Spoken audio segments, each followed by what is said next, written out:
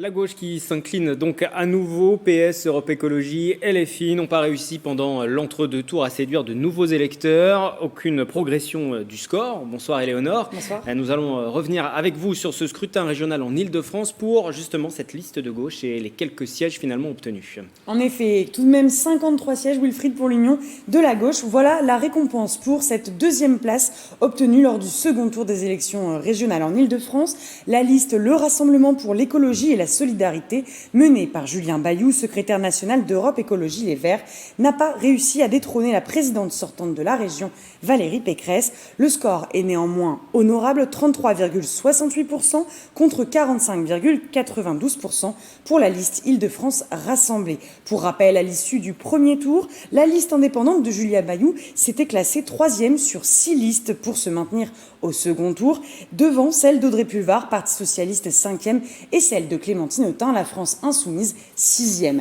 Ils avaient alors décidé de se rassembler pour le second tour, créant une liste unique, notamment pour contrer le Rassemblement national, arrivé 2e au premier tour, et pour tenter de battre Valérie Pécresse. Objectif à demi rempli, donc, le Rassemblement national étant arrivé en 3e position lors de ce second tour.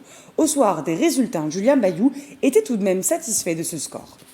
Ce soir, vraiment, je crois qu'on a réussi quelque chose d'assez inédit et qui insuffle un bel espoir. Avec Clémentine Autain et Audrey Pulvar, on a mis le projet au cœur, l'écologie, les solidarités. C'est ça qui nous rassemble. Le cap, on l'a.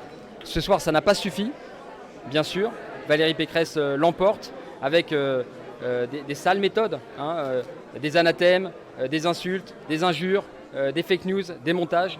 Mais l'espoir est là et ce que nous avons construit en Ile-de-France, nous allons le poursuivre.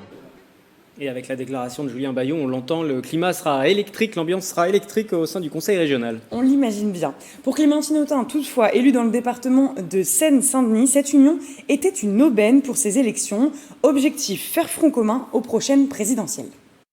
Je trouve que nous avons réussi à agglomérer nos forces et au fond à créer une dynamique et un espoir.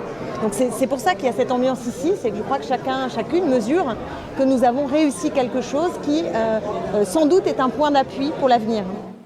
Alors si on regarde un peu plus en détail, pour le département des Yvelines, ce sont 6 colistiers de la gauche qui vont siéger à la région. Exactement, 6 sièges et 2 d'entre eux seront occupés par Ghislaine Senet d'Europe Écologie Les Verts. Elle était déçue mais optimiste hier soir, au soir des résultats, et un autre par Benoît Hamon de Génération, qui lui était plutôt incisif et revanchard.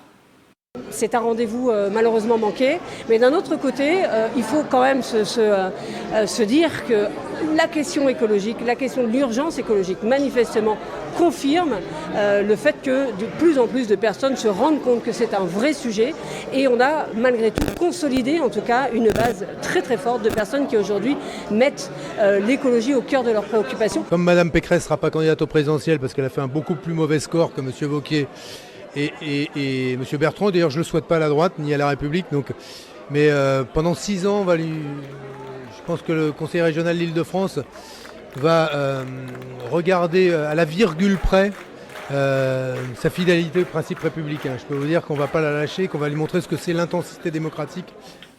Quoi qu'il en soit, la majorité de Valérie Pécresse devra compter sur la gauche et les écologistes dans l'opposition du Conseil régional, on l'a bien entendu. Rien n'est moins sûr qu'ils sauront se faire entendre, Wilfried, au lendemain de ces élections régionales. L'union fait la force, mais jusqu'à quand ? Au moins jusqu'au présidentiel, ou en tout cas après les présidentielles. Merci Éléonore.